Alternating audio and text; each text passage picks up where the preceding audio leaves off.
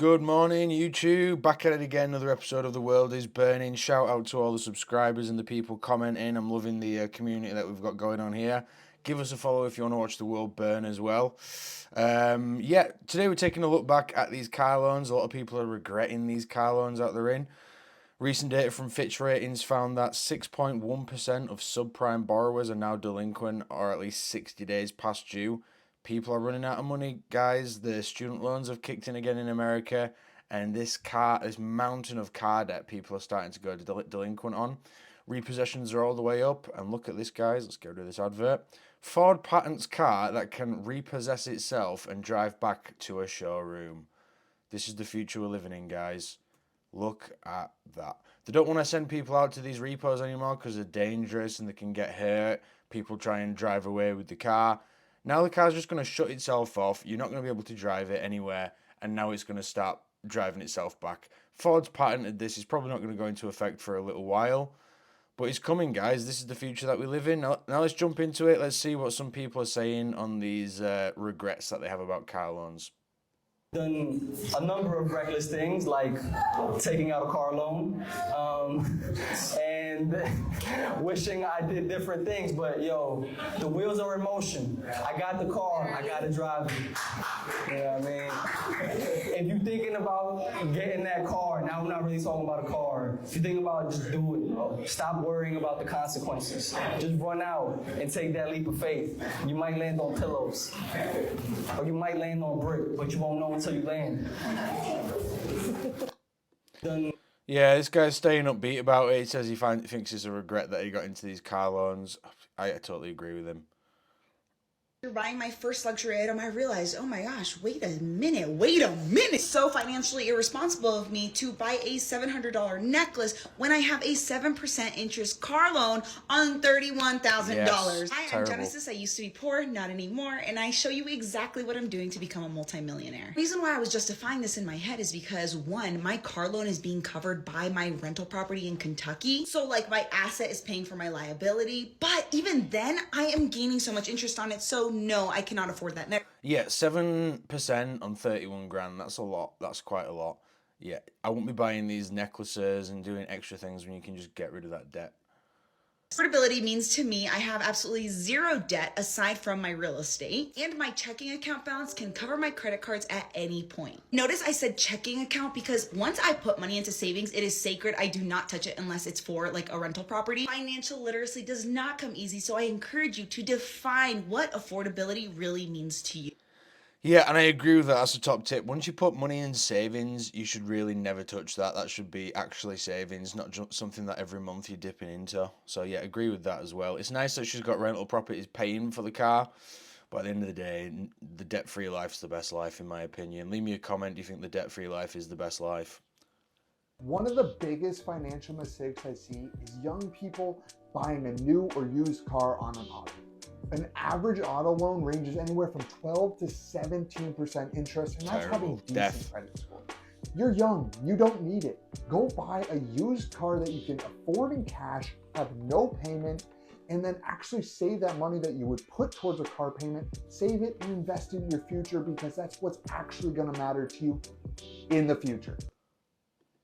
Yep, spot on advice there. I think if you're a new driver as well, it's your first car, always just get a bit of a banger, get a bit of a beat up one. You don't care if you ding it up, you don't care if something goes wrong with it. Don't spend too much on it. Don't get one of these crazy loans when you're 18 years old. You've already got a bloody student loan, I assume, that you're going to be stressing about. You don't need an auto loan as well.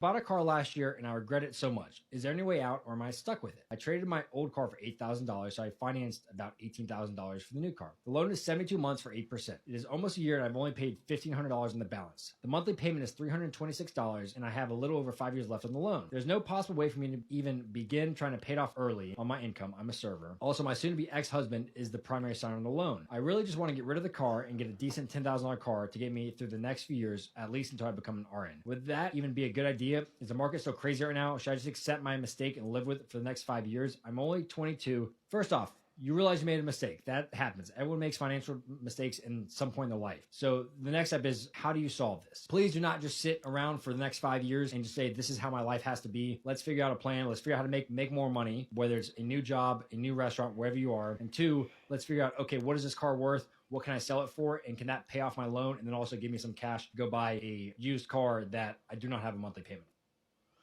Yeah, all good ideas there at the end. You really have to crunch the numbers and see where everything lays. To be honest, 8% at 72 months is crazy. Yeah, guys. I've noticed this. Back in the day, it used to be like a 3-year payment was the main payment. Everything now is on. I've been looking at cars recently.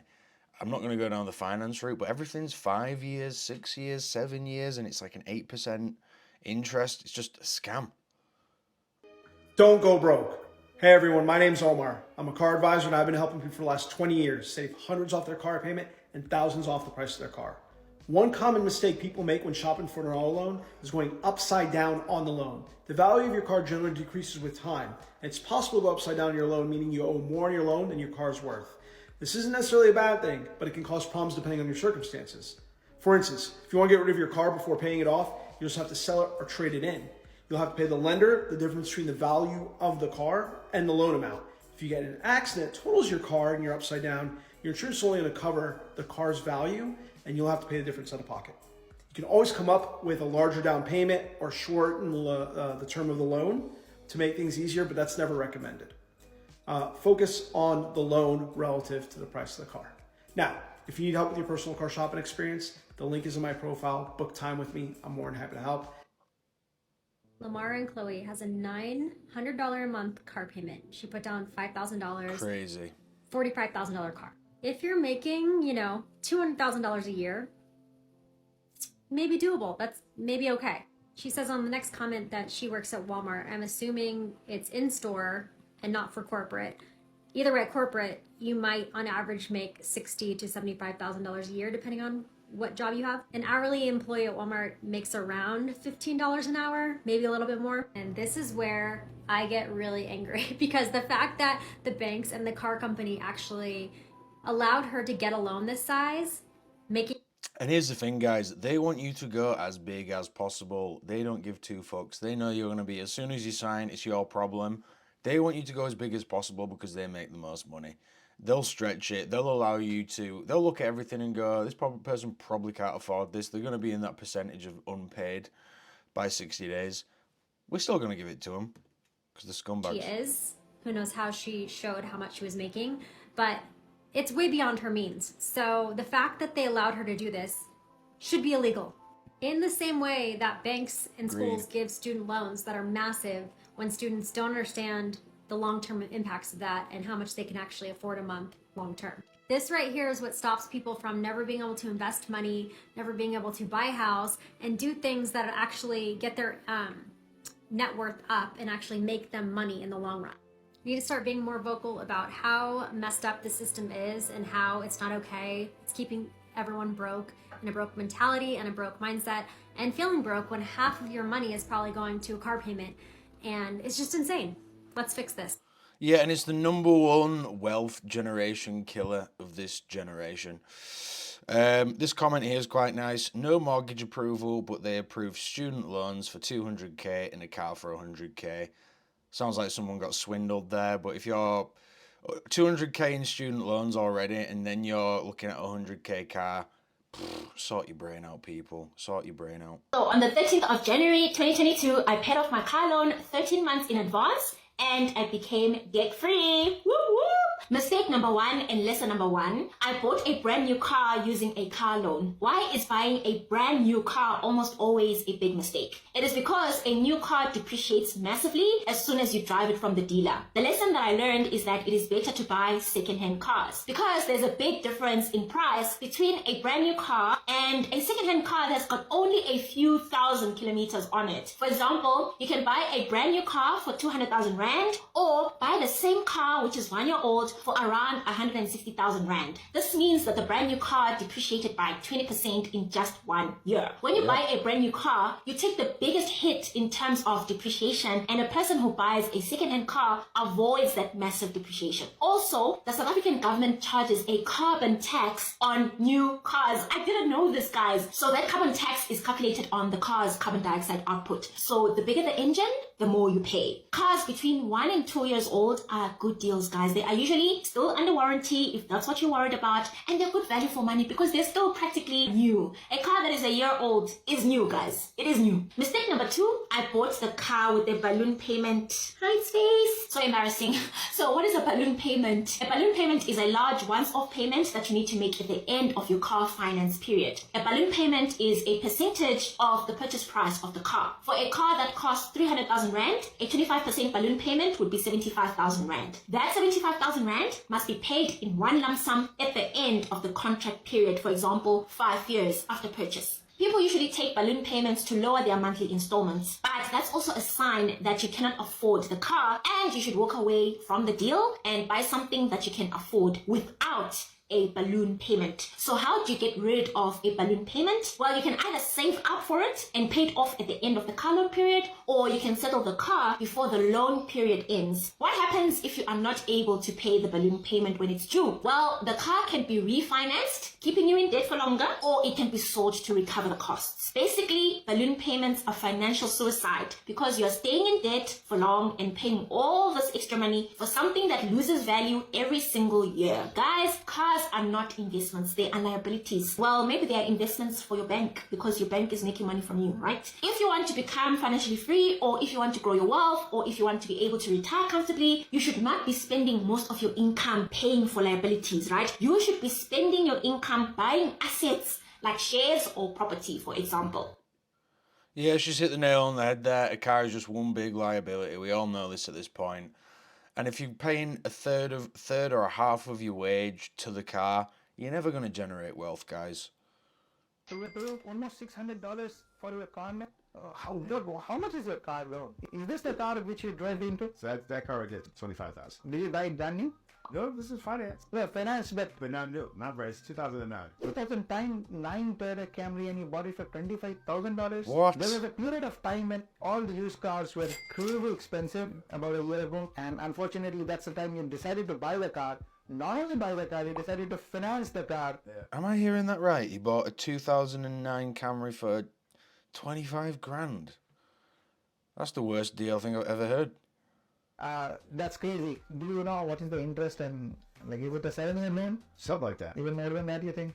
He doesn't even know, guys. This is the thing. So many people sign up to things and they don't even know what they're signing up for. Like, what the fuck? And they're taking advantage of you. Yeah. He's getting taken advantage of that, man. And he seems happy enough to be taken advantage of. I want to talk about the biggest financial mistake I see people typically make when they go out and purchase a vehicle. And here's what it is. People are generally focused on their monthly payment amount for that vehicle instead of being focused on what's actually important. And that is the purchase price of a vehicle. Let me explain. Back in the day, auto loans were usually about 3 years, then they moved up to about 5. I'm now seeing auto loans for as long as 7 or 8 years. In my opinion, that is just way too long to be paying on a vehicle. And so what's happening is people are buying cars they cannot afford because they're getting those longer loan terms. That's how people are buying those $50,000, $60,000 cars when honestly they shouldn't be spending a penny more than $40,000.